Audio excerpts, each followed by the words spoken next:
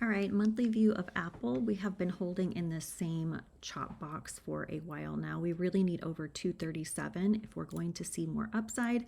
And then heading into December, we're going to have to hold that 226 area, or we could head on down and break that trend line that we've been holding now since May.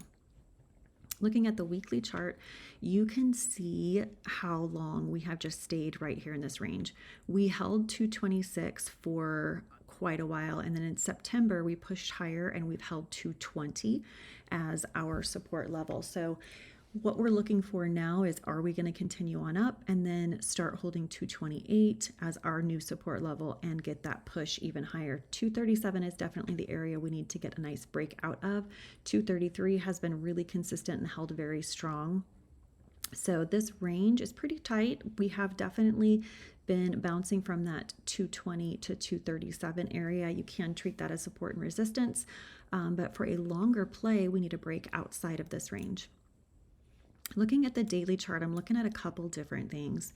So we are definitely in this rising channel. 232 is going to be the top for Monday should we push higher, and 227 is the bottom. So we kind of need to see if we stay inside this rising channel or if we get a break above or below.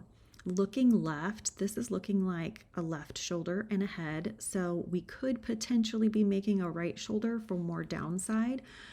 So let's see if we hold this channel and keep going and are able to continue to rise higher and higher, potentially get a breakout to that 237 area, or if we push and get that tumble outside of this range in order to make that right shoulder. That is definitely a bearish pattern. Let's see what happens next. Definitely stuck inside this range though since June.